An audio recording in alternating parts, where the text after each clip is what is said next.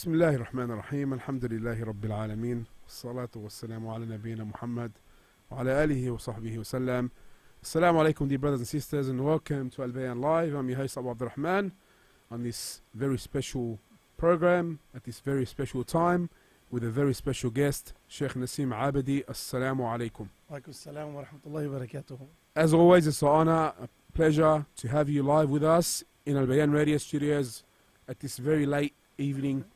And as always, the honor and the pleasure is all ours. It's good to see you after Ramadan, after Eid. How was your Eid? Alhamdulillah, very good. Alhamdulillah. I found as soon as Eid came, all of the problems that people were fighting over disappeared. Yes. So, Alhamdulillah, it going away was a Eid present in and of itself. Alhamdulillah. We'd like to welcome all our viewers watching on Albayan Radio Australia on the YouTube and also ASWJ Australia Facebook. You can leave your comments, feedback and suggestions, and inshallah we'll try to get to them throughout the program. Now, on this program today, we're going to continue part 6 of Why the Muslim Woman. And for those who have missed out the previous episodes, they're in the description on our Facebook. I've got no idea. You have the description. I have a bit of a technical issue here. Inshallah, we'll get to it. The tech man's looking, pointing, screaming, yelling, everything except making us understand what he wants. We'll get to it, inshallah. We'll get back to it. He's given us a So as we were saying, this is part 6 of Why the Muslim Woman. You can watch the previous parts there in the description on our YouTube channel. All the links are there. You can listen either on our SoundCloud account or our YouTube as well. And on Facebook there you can find the links to catch up on the previous episodes. Please do so. Sheikh Nassim, maybe a quick recap and we'll get straight into it. How's that sound? Bismillah, alhamdulillah, wa salatu wa salam ala rasulillah wa ala alihi wa sahbihi wa man wala. Amma ba'd, just a very quick recap. We gave in the first maybe 4 lessons or episodes to the series an introduction to why this topic, the importance of this topic, etc. And as we always mention, you cannot understand that which comes after unless you've understood the introduction. Certain things may sound foreign, certain things may sound strange, certain concepts you may disagree with, but usually if you go back and you watch the introduction, inshallah azza wa jal, it will be a very, very, very easy thing to understand that which is built upon it. And then we spoke about in the last episodes of why the Muslim woman specifically, because the issue at hand is not one that is affecting only Muslim women, it's affecting all women around the world. But we are focusing obviously from an Islamic perspective, and then we focused on why specifically the Muslim women are focused on nowadays. And then inshallah azza wa jal today we'll continue and build off from that inshallah azza wa jal. Excellent. It is an important topic and very relevant to our time today. So jazakallah khairan for discussing it. Sheikh Nassim, where are we going to start tonight's discussion from? Today inshallah azza wa jal we will speak about 2 very important points, and they are how they do it. So we spoke about the importance of it, we spoke about the dangers of it, we spoke about all of these types of things.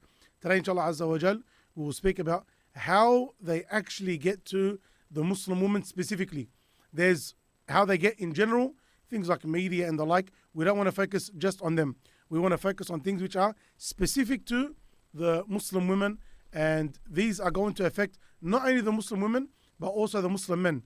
And this is going to be a very, very, very important point in our discussion today, because men are the fathers of these women, men are the husbands of these women, men are the brothers of these women, etc. And so they also play an important role in their life in the guidance of what's right and wrong. Just like you have females that are giving advice to men, also we have Islamically men that give advice to females. So today inshallah azza wa jal we'll focus on these 2 points. There are many, many, many points, but these are 2 very common ones which so many people unfortunately make extreme mistakes in. So I've heard it before, when a man may advise a sister or a brother may advise a sister, who are you to advise us? Leave it for sisters only. And and this is something which really is very sad, because as we know, the Prophet sallallahu alaihi wasallam, and he's the greatest of men, he used to admonish, have a specific time to the women, speak to the woman. This is something which, again, this is something directly that will fall into the categories that we'll speak to today. Let's just get straight into it. Let's get into it. The first one is they get us to accept un-Islamic concepts as if they are Islamic without us realizing at all. So they get us to accept un-Islamic concepts as if they are something Islamic without us actually thinking, pondering, analyzing this concept. And unfortunately, many a time we take it hook, line, sinker. So if we look at the one that you just mentioned, because this is a very, very, very common example. Why are you as a man, or what gives you the right as a man to speak about women's issues? So we've now created a concept that men cannot speak about female issues. This is absolute absurdity. If there's other funky words that you'd like to use them, because they all apply. Men can speak about female issues, females can speak about male issues. Yes, there may be certain concepts without doubt that men understand better about men and women understand better about women, but the theoretic concepts, the Quran and Sunnah, the ahkam of Islam, this is something open to all. Right and wrong, something open to all. And anyone can speak about it. When was it that a doctor was only allowed to treat the gender that they are of? When was it only that male doctors speak about male doctors? Male doctors speak about male issues. Female doctors speak about female issues. This doesn't happen. Why? Because generally speaking, the problem has 1, 2, 3 symptoms. This is what your diagnosis is. This is what the treatment for it is. Whether you're a male or female, it's going to be the same. Same thing Islamically. Does this break my wudu? Yes or no? You don't need to be a man to know it. You don't need to be a female to know it. Similarly, when we speak about these types of matters, people do unfortunately try and get involved, and you say, okay, where did that concept come from that you can't speak about female issues if you're a male, or vice versa? If we stop and we analyze concepts that we abide by in our life and ask ourselves, where did we get this from? You will quickly, if you are a true believer, change your understanding of that reality. Why? Because Allah Azza wa Jal told us in the Quran that it's not for a believing male or believing female that if anything comes to them from Allah, the Prophet ﷺ, except that they say, we hear and we obey. Sami'na wa ata'na. So if something from the Quran and Sunnah come to us, we submit to it. And if that which opposes the Quran and Sunnah come to us, then obviously we reject it. This is understanding the opposite. We reject it. A concept like that. A concept like my body, my right. So these are very, very, very nice phrases. They sound very innocent. They are something which people say without understanding its background, without understanding its implications. My body, my right. It's my body, I can do whatever I want with it. This is originally said with things like abortion. A woman becomes pregnant, in Catholicism and other Christian denominations, abortion in all of its forms is considered prohibited. And so in many countries and states around the world, it was not allowed to get an abortion. So the movements come out that they're secular states. Why do they need to abide by religious laws? We want to get rid of this. If a woman wants to get an abortion, she should be able to get an abortion. Mumtaz. So they come up with certain slogans and mottos and the like. From amongst them is, my body, my right. I can do whatever I want. So we have this inherited concept to Islam, not to Islam, to some Muslims, my body, my right. And they use it to say, whatever a woman chooses to do, she should be allowed to do without any objection whatsoever from anyone. Not her father, her husband, society, religious leaders, government, no one. She does whatever she wants. Tayyib. This concept, did you pause and think, is it an Islamic concept? My body, my right? Tayyib. Did you stop and think to yourself, no, my body, Allah subhanahu wa ta'ala's right. My body, I'm a slave of Allah Azza wa Jal. Allah is my master. Allah Azza wa Jal tells me what to do and what not to do. In reality, Allah subhanahu wa ta'ala owns our bodies. If you want to look at it from that angle, that perspective, Allah is our master. That's it. Allah Azza is our master. He created us. He sustains us. He provides for us. He made us, and to Him we will return. And He knows what's best for us. And He knows what's best for us. Underline that, I think. And so He puts the rules and regulations for us. If you stick to them, not only is it beneficial, as you mentioned, for us in this dunya, but it's also, more importantly, going to be beneficial for us in the hereafter. So if you're a believer, you don't have this concept of my body, my right. I do whatever I want. No. You say, it's my body, yes. Allah's given me the choice. But what has He told me what to do? He has told me that which is right, and He told me that which is wrong. Which of the two am I going to choose? So if a woman simply sits and ponders over this statement, a lot of things are far removed from the wrong in her life. If you look at that same statement, my body, my right, it's also now used for the sexualization of women. Yani a woman can wear what she wants, dress how she wants, wear and dress how she wants, go where she wants, be as sexually promiscuous as she wants and the like, and no one is allowed to say anything to her. Tayyib, Islamically, is this a concept which is acceptable in Islam? In Islam, no. In Islam, Allah Azza wa Jal commanded the woman to wear hijab.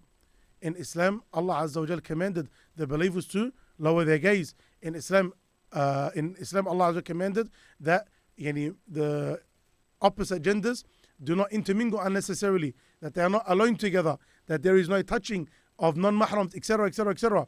Why? In order to reduce the level of fitna that is in societies, so that the harms that fitna produces do not come along. Tayyib, how do you say my body, my right, to justify all of these promiscuous and haram things that are going to be led to? It's not an Islamic concept. Another very common concept, the haram police. The haram police. Okay? Yani anyone that advises someone else, this is a haram police. These people are bad, these people are annoying, these people are extremists, etc., etc., etc. Okay, stop, pause, go back a few steps and ask yourself, where did that concept come from?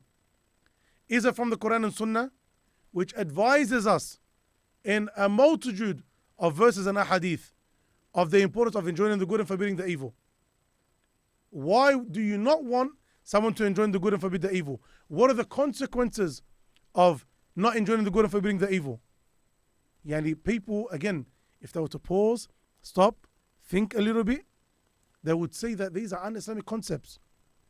One of our favorite, and I'm sure you'd like it too, it is a narration reported by Tupac Shakur. Only God can judge me. Good old Tupac, huh? Yani people love these types of statements. Only God can judge me. And what they mean by it, again, like the haram police, let me do as much haram as I want, but you are no one to say I'm doing right or wrong. It is not up to the individual, correct, to say right and wrong, but it is up to Allah Azza wa Jal to say right and wrong. And we are followers of Allah Azza wa Jal. You know what's funny? Like imagine someone on Waterloo Road, Greenacre. Shout out to all the brothers and sisters of Greenacre. I don't know why I use Waterloo. Or Junior Parade. It's more of a speed track.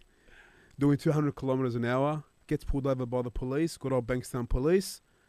And he says to him, you're traveling 200 kilometers. And he says, you know what? Only God can judge me, bro.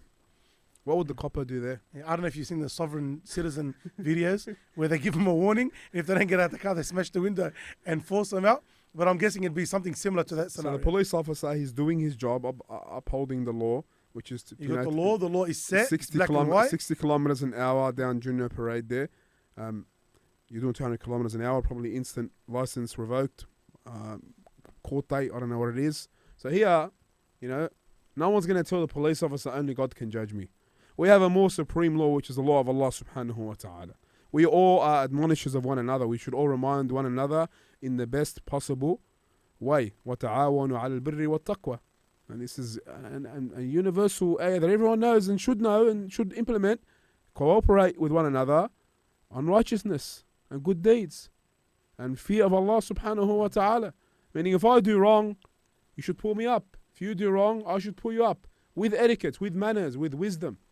And this is something that really is forgotten, and they throw out these ridiculous statements that only God can judge me, meaning don't talk to me, don't remind me, don't advise me, nothing. And keep quiet. Keep a little on that. Again, these are all Islamic concepts. These are all un-Islamic concepts which we've just accepted hook, line and sinker as if they are something upright and worthy of being taken. Other concepts of how we should live. These are very, very, very common things. Other things like every woman just like a guy needs to focus on her career path.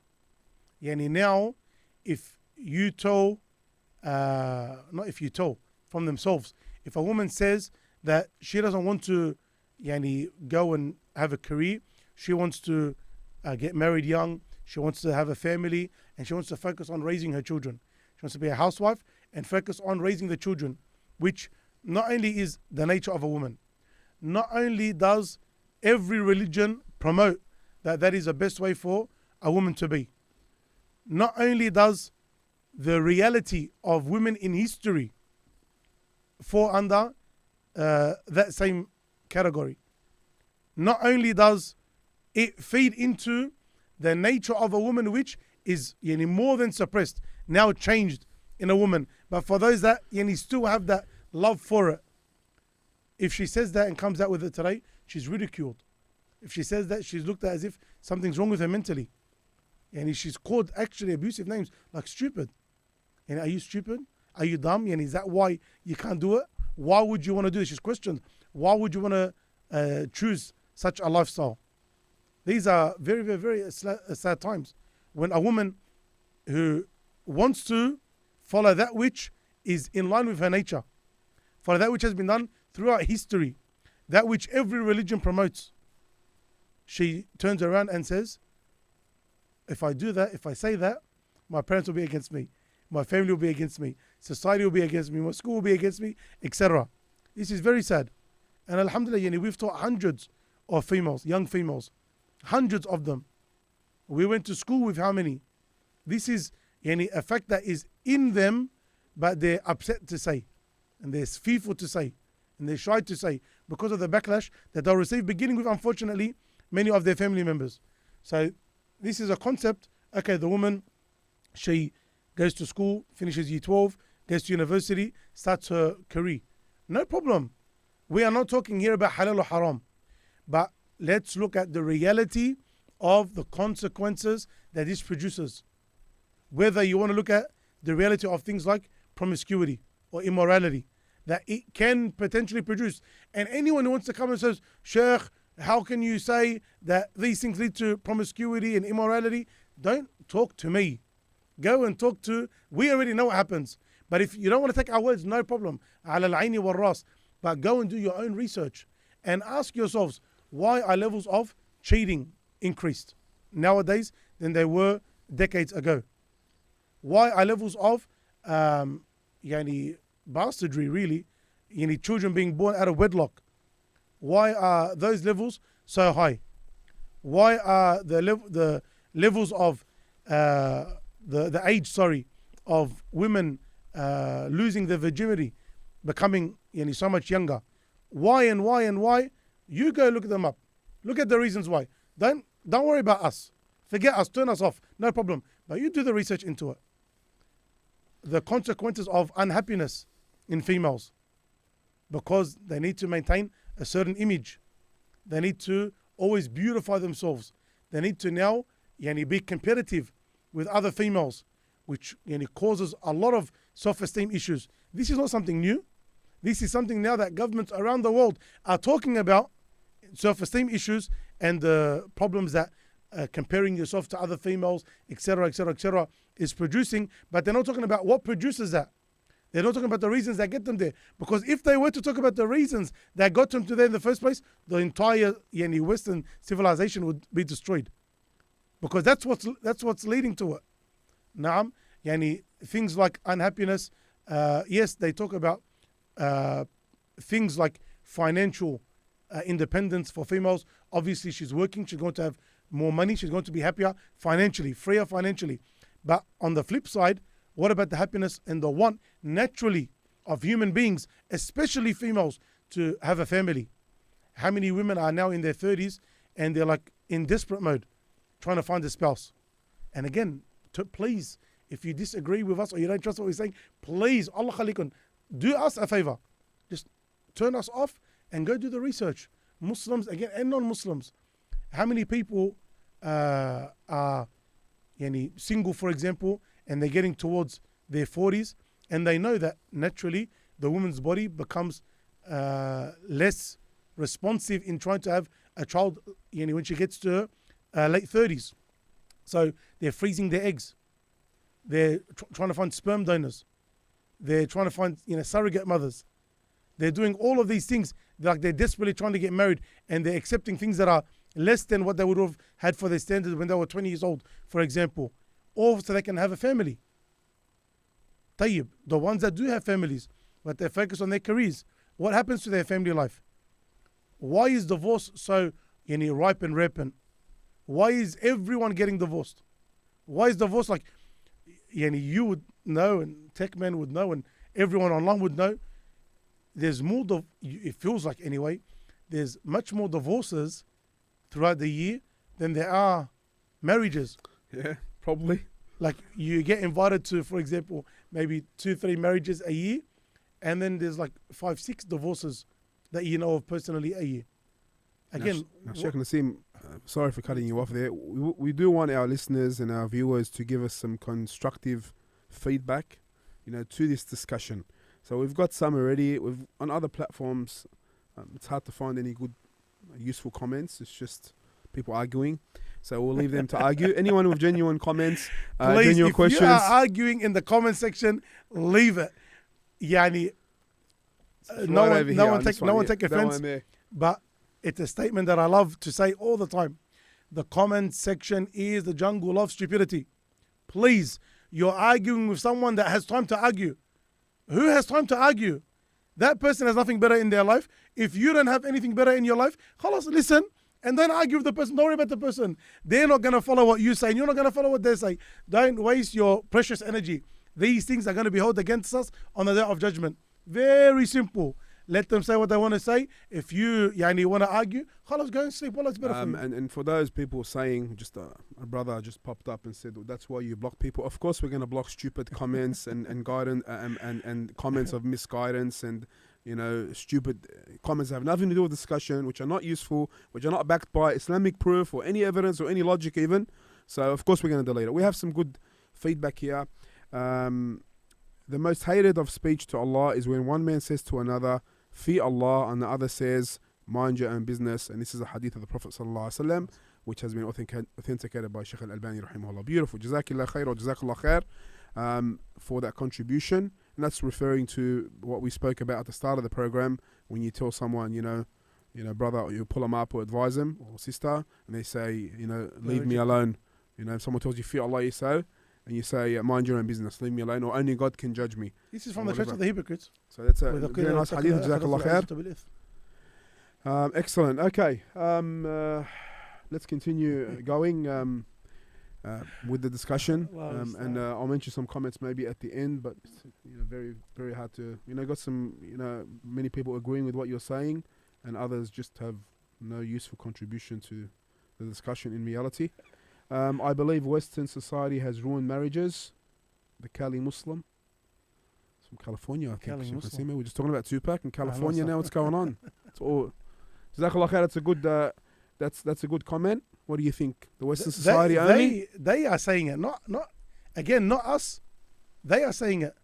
Even in today, in many Eastern traditions, even if they are not Muslim, the concept of marriage is still a sacred one, and it's a very traditional understanding of marriage.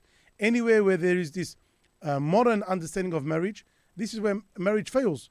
For example, not allowing the man to be the authority figure in the house, as an example. So we know, doesn't matter what union you're in, there needs to be one captain. Doesn't matter what union you're in.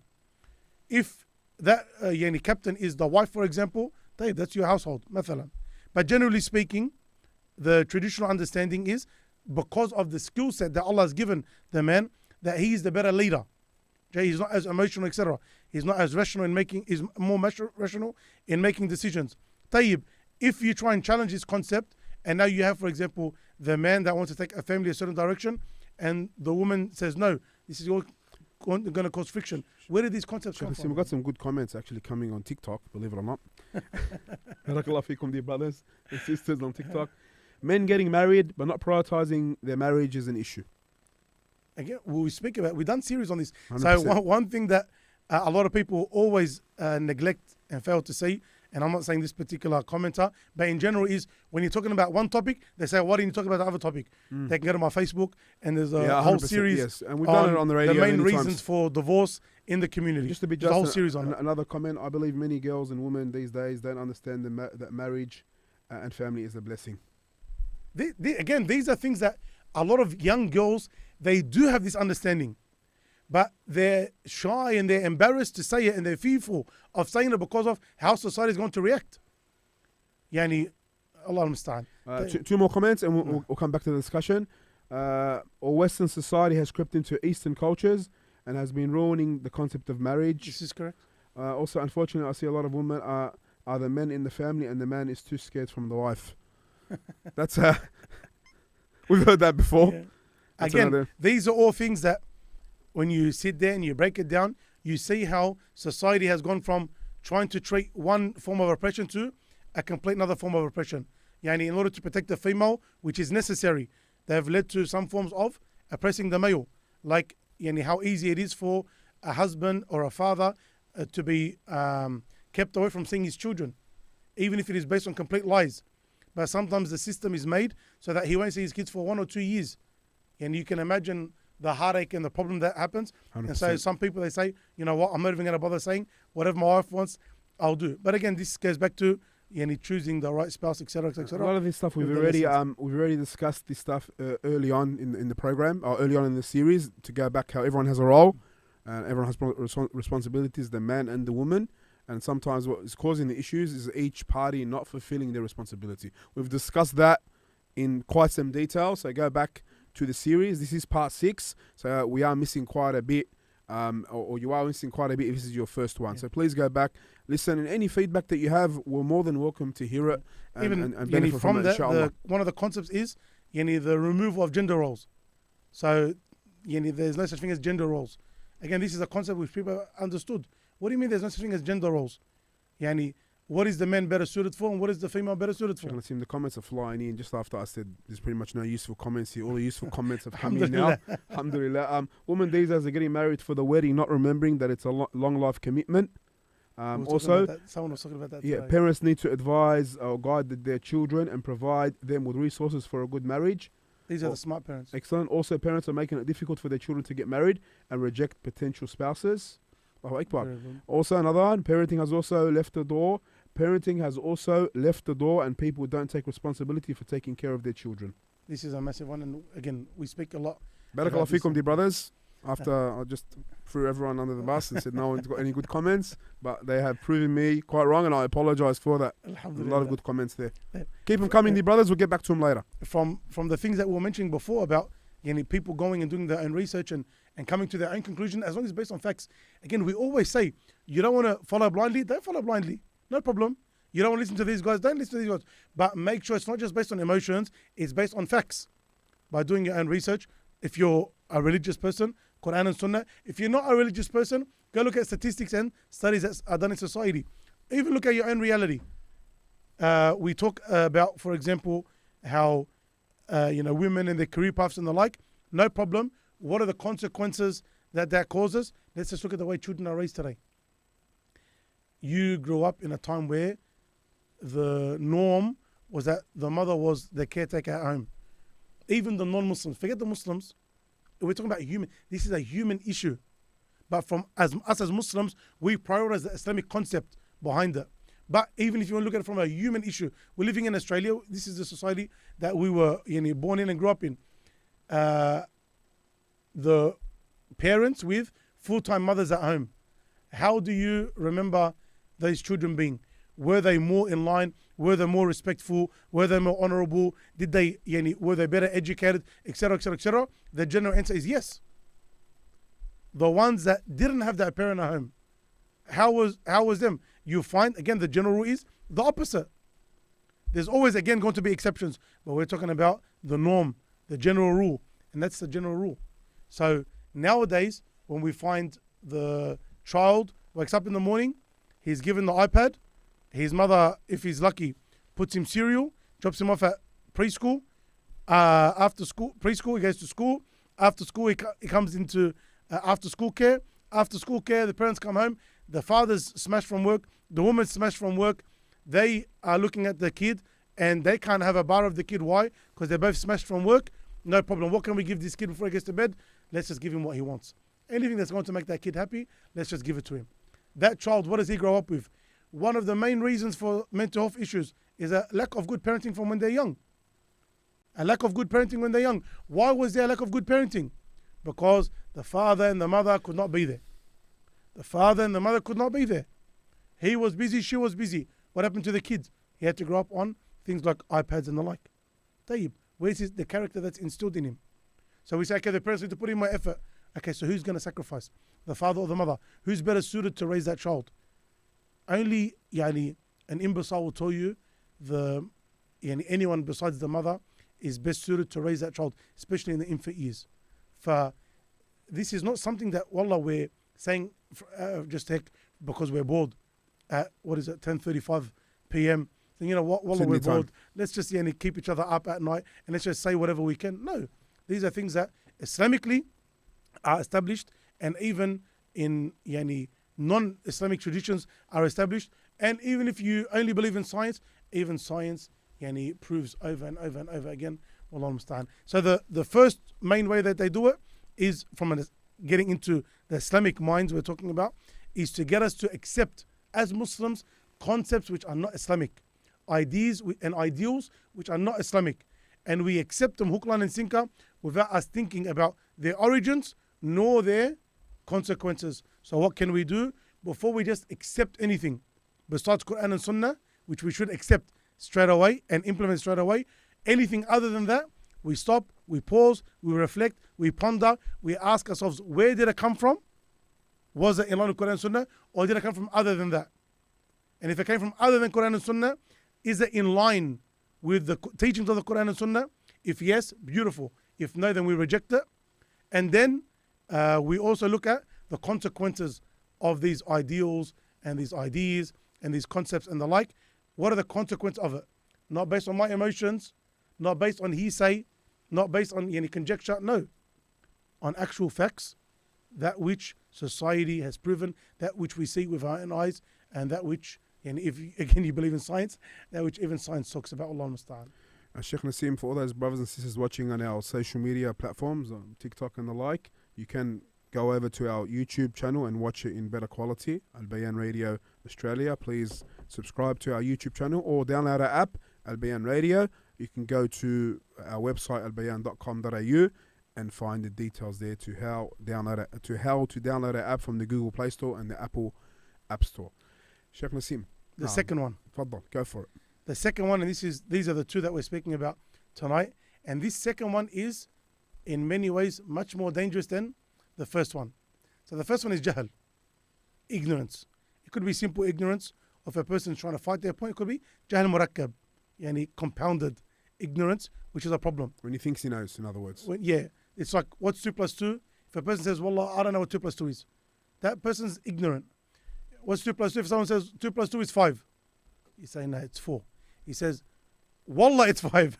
Believe me, I know it's 5. I'm certain it's 5. This is called jahl murakkab. The person not knowing, but he thinks that, as you mentioned, he knows. This is compounded ignorance. You've got a category worse than that. And this is when you start talking about the religion. And the second issue is incorrect Islamic justifications. So there's saying, my body, my choice, independence, I don't need a man, only God can judge me, haram police, blah, blah, blah, blah. These are non-Islamic concepts. So, a person says it, they're incorrect, that's one thing. But then you get to un-Islamic justifications or incorrect Islamic justifications. Things like someone telling you it's not haram. It's not haram. Like, I'm allowed to show my beauty. Why? Because of the hadith of the Prophet ﷺ. Inna Allah jamilun yuhibbul jamal. Allahu Akbar.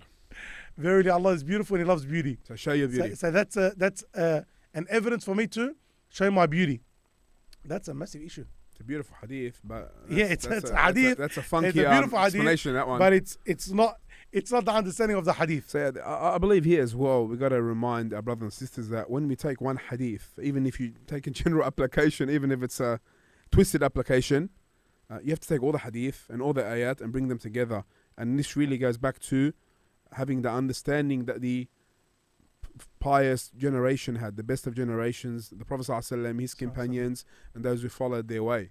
You can't just take one hadith, and this is one of the main reasons for misguidance. Take one hadith, run with it, forget the rest of Islam.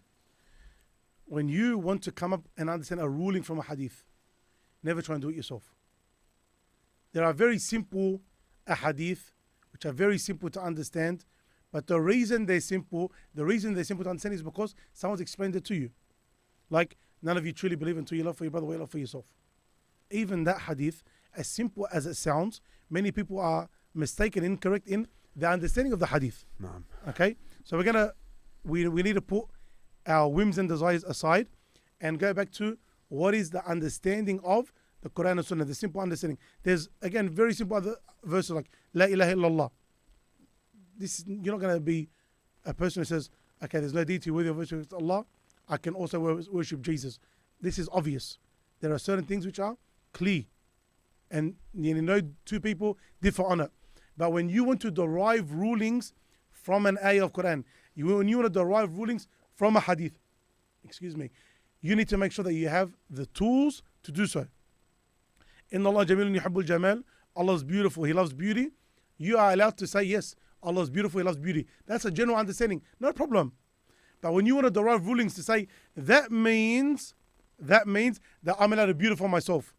I'm allowed to do my eyebrows and put makeup on and show half my neck and my arms and display it to the world. Put on your status. And you are deriving a ruling from the hadith. Now you need to stop and say, know your level, know your limit. There's a reason why Allah subhanahu wa ta'ala told us, فَاسْأَلُوا أَهْلَ ذِكْرٍ كُنْتُمْ لَا تَعْلَمُونَ. Ask the people of knowledge if you do not know. So, number one, always go back to what the people of knowledge said regarding the deriving of rulings when it comes to our religion. Some will say, who are the scholars for us to have to go back to? Allah says, قُلْ أَطِيعُوا اللَّهَ وَأَطِيعُوا الرَّسُولَ وَأُولِي الْأَمْرِ مِنْكُمْ. Say, obey Allah and obey the Prophet Muhammad ﷺ and those in authority amongst you.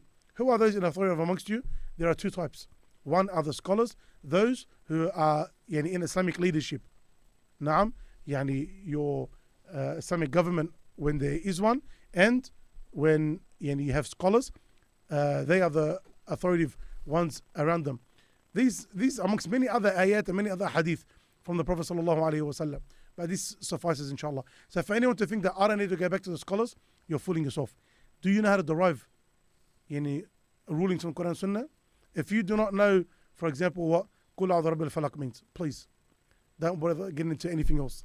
Al-waswas al-khannas. You don't know what these things mean? You're not going to get the rest of the Quran, even though these are from the simplest of understandings of the Quran, let alone that which is more deeper. So, yes, we need to understand and be humble that we have a limited understanding of Islamic knowledge.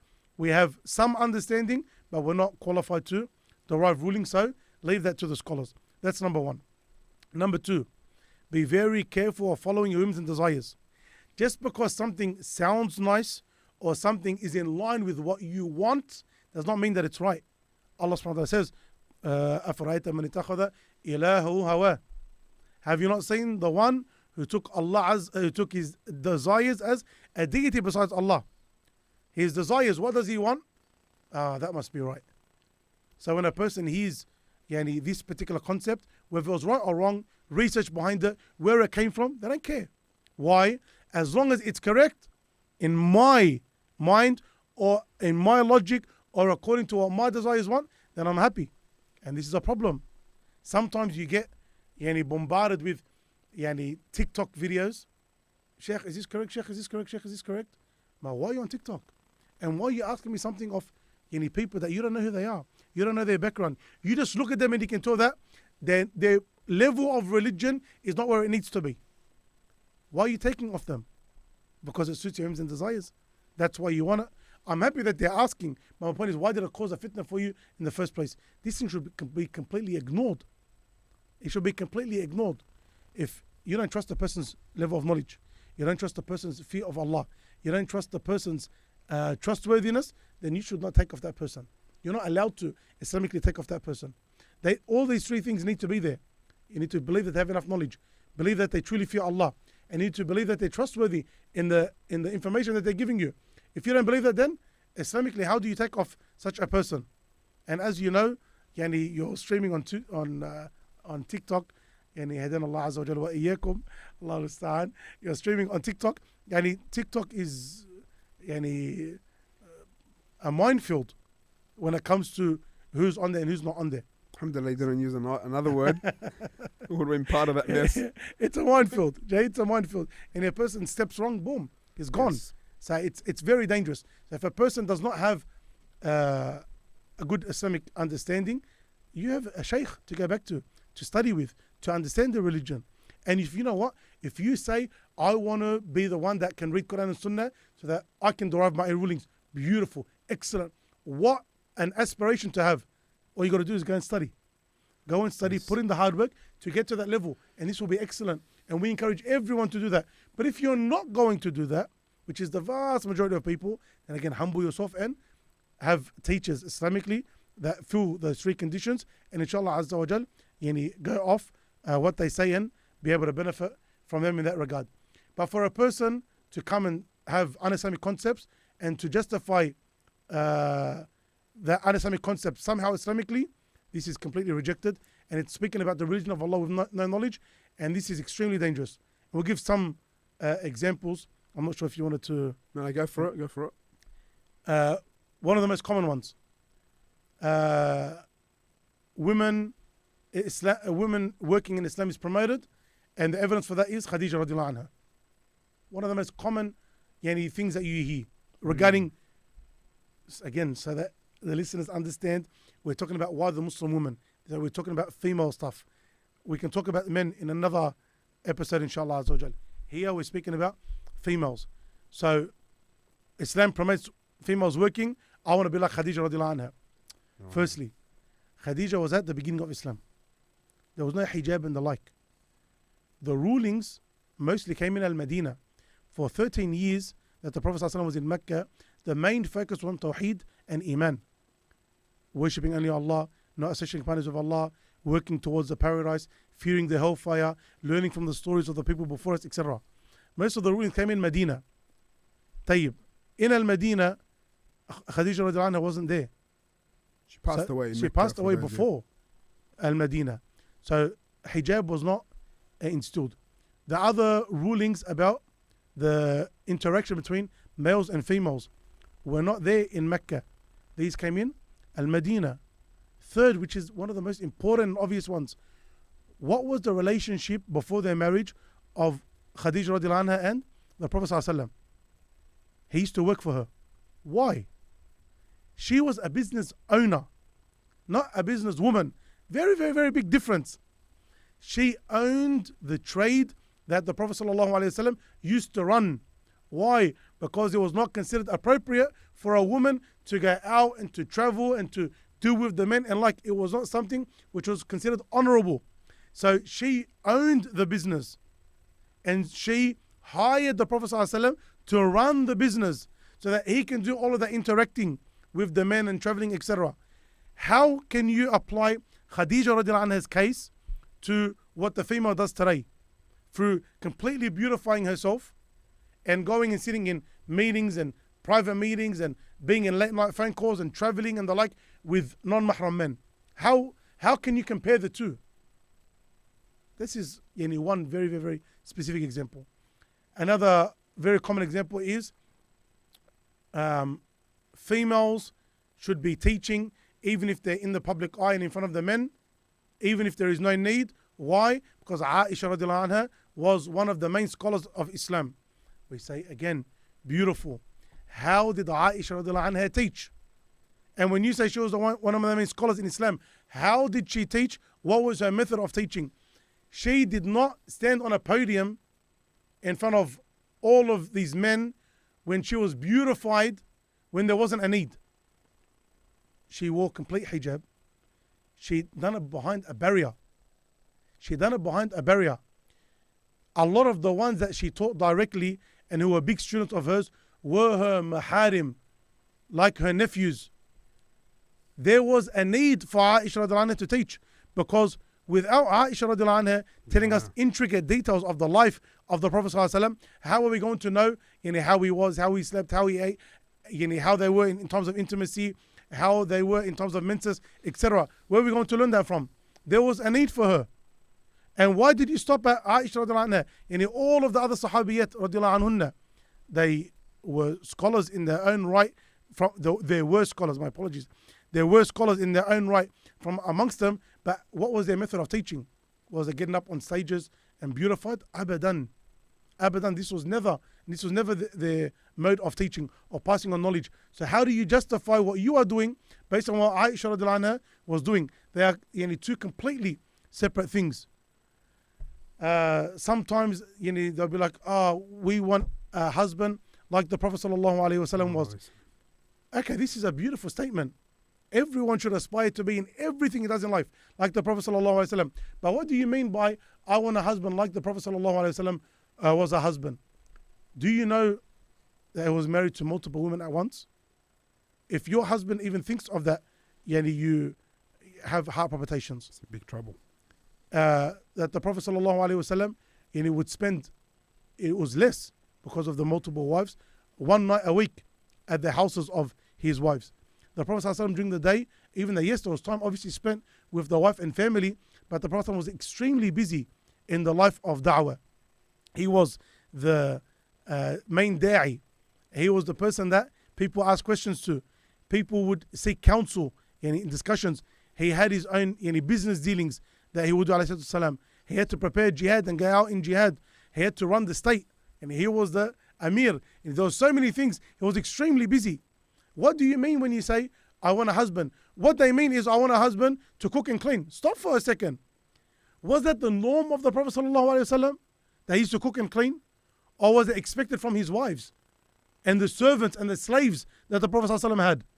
If the Prophet ﷺ assisted at times, this is beautiful. And if the husband wants to get involved in the housework, this is beautiful. But to expect it of the Prophet ﷺ, do you think that's what happened? Abadan. They didn't expect it of the Prophet ﷺ. Why do you expect it of other than the Prophet ﷺ? You're saying something, you don't even know what you're saying. But because it sounded good, it sounded nice, you understood it in line with your whims and desires, and so you made major mistakes. Major mistakes. And those major mistakes, they're not pleasing to Allah subhanahu wa ta'ala. And if something is not pleasing to Allah azza wa jal, it's pleasing to someone else. Who is that someone else? That someone else is shaitan.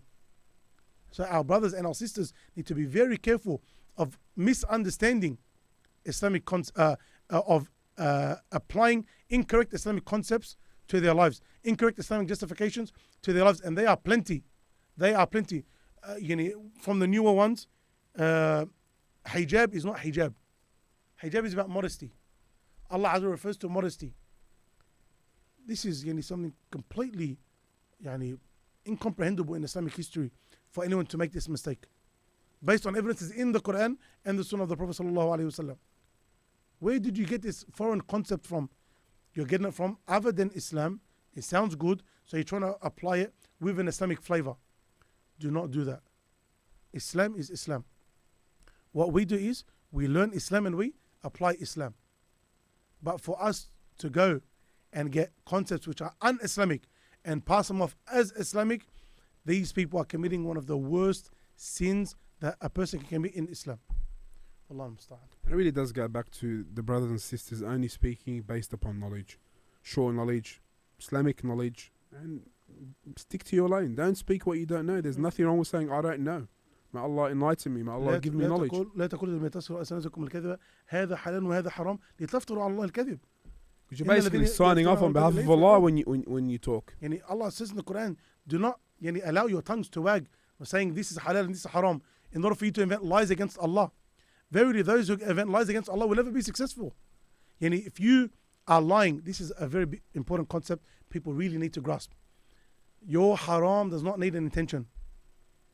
Your haram does not need an intention. Your halal needs intention. For example, I bought a phone. It's halal. What's my intention?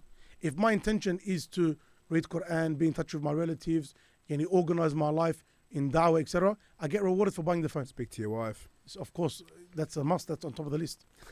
But if you're going to get me in trouble. But if a person's intention is to, for example, buy a phone to look at haram, to chat up girls and the like, then him buying the phone becomes haram. The act itself was halal, buying the phone. It's mubah. But your intention made it an act of worship or could make it a sin.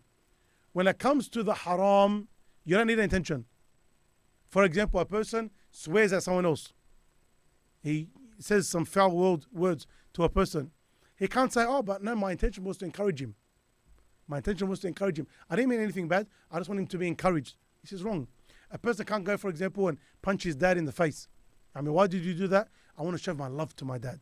By punching him in the face? But the action is wrong. Doesn't matter what your intention is. The action is wrong, it's wrong. When a person speaks about the religion of Allah Azza wa Jal without knowledge, he is committing a sin. Not any sin, a major sin. A major sin. He can't say, oh, but my intention was good. بَلِّغُوا عَنِّي وَلَوْ آيَةً. Preach about me, even if it is one verse. The Prophet ﷺ said, but preach about me. بَلِّغُوا عَنِّي. What I say, preach to others. But to go and get your wrong understanding or to get what you think or your desires and to promote that as Islam, this is something extremely bad, and it doesn't matter what your intention is. The fact that it was wrong is wrong. Your intention may save you from kufr, a'yadhan billah. Some people, they say things which are kufr, which they don't intend it to be kufr. Possibly, yes. Obviously, your intention helps here. But in terms of the sin, you're sinful. Wallahu musta'an. Barakallah feek, Sheikh Nassim. I think we'll call it a night. I'm happy to continue. But that's for tonight. These are the 2 points tonight that we'll focus on. And next week, inshallah Azza wa Jal, we'll talk about some of the consequences. Oh, not next week. Ooh, you almost told me to. The next episode, inshallah. Mention one consequence or maybe a preview of the consequences so we can get the listeners and the viewers ready for the next one. And an increased level of unhappiness in females, for example. This is a consequence. Yes. This is just we mentioned some as we were speaking. This is one very common one. An increased level of unhappiness in females. Extreme unhappiness in females. Sheikh Nassim, you've got some shout outs here. I mean, they love you, man. Love you, Sheikhi. About Tak. Aburo Tak. Beautiful name. Omar. Jazakallah khairan. If I know who you are and you're on TikTok, I'm upset. Watch on YouTube and don't watch on TikTok. Benchmark. Sheikh Nassim, I have some znood. That's Ahmed Dawood. Another brother, don't tempt Hali, he'll come to CYC. There you go. Just gave it away. That's it. There's a lot of questions, some out of topic, some on topic. Maybe we'll leave them for another time. We appreciate that you're sending your questions through. But we'd really like to keep it to the topic. And there are some stirrers on here that ask questions, create controversy. We've picked that up already. Genuine questions, we always try to get to them, even on other programs. Sheikh Nassim, any final comments before we call it a night? If you're on TikTok, my sincere advice is to get off. This is my sincere advice. Obviously, the brothers stream because they try their best to go to where the people are going to be. So they do their best. This is without doubt. But if you are on these devices, whether you're a male or a female, these are not healthy for your religion on these devices. If you're on these applications, they're not healthy for your religion. Yes, right now, tabarakallah, you're watching us. But as soon as this is off, you know what's popping up next. And it's going to make you forget everything that we said. Now, what about giving dawah on it? If it's purely dawah and you're not being led down the wrong path. No doubt, all of these applications, if you're using them for wrong, then it is wrong, no doubt. For those that claim that they're giving dawah, I would sincerely advise you to speak to your shaykh. You have to have a mentor because you need to know, okay, am I able to give dawah? One of the conditions that the ulama put is to not fall into fitna. So, for example, I'm teaching females. One of the conditions is that you believe you're going to be safe from fitna. So if you're giving da'wah, just like how many brothers the shaitan fooled because they had the sincere intention to give da'wah and then it turned into something very upsetting later on and they fell into major sins. Wallahu musta'an. It's different from an organization. Jazakumullah khairan. Here, Albayan, underneath the banner of Ahl-Sunnah wal Jama'ah. There's mashayikh that are overlooking the brothers, Jazakumullah khairan, like yourself. You've been in the da'wah for possibly decades. Maybe moving on to 2 decades now, tabarakallah. Getting old. But Allah accept. Amin ya Rab. But there's a background and there's oversight and there's history. There's trustworthiness there. Whereas if you got a young brother, we know how these apps work. Sister messages the brother, brother messages the sister, and it's all nice and at the beginning, and then fadaya happen later on, etc. So the brothers really need to ask, and the sisters need to ask themselves, what are you doing on there? And go from there. And as you said, speak to their sheikh or their teacher. Which brings me to the next question. The sheikh, a lot of brothers and sisters are asking how they can attend your lessons. Can you maybe tell us about your program? In Sydney, alhamdulillah, I only have one open lesson, which is usually at Regent's Park on Tuesday nights. Resuming this Tuesday, inshallah. Well, my father has an open heart surgery on Wednesday. Inshallah. So we ask the brothers and sisters to make dua for him. Ameen ya Rab. Abu Nassim, yeah? Abu Nassim. He has open heart surgery on Wednesday, inshallah. So most likely I won't be doing the starting the series this week, but possibly inshallah the week after we'll be restarting the series, inshallah. And also in Park Wollongong. Musalla on Amy Street, Regent's Park. They've just extended. Allahumma barik, it's looking beautiful. Shout out to the brothers there, especially Sheikh Ahmed, Aldi, close personal friend, travel companion, Egyptian buddy, and other. And don't forget Ziyad. And brother Ziyad, one of the main brothers there behind the scenes. And all of the other brothers, Jazakumullah khair. It's a colourful bunch at Regent's Park. And then there's other open lesson at Wollongong, Masjid al-Salam. That's where you're mainly based, is that right? Yeah. Mondays, Wednesdays, Thursday morning and Fridays. So if you live in Wollongong, there's a bit more. There's a female lesson on Thursday mornings. On Fridays, there's a youth lessons for the boys and girls. But you have to be in year 10, 11, 12.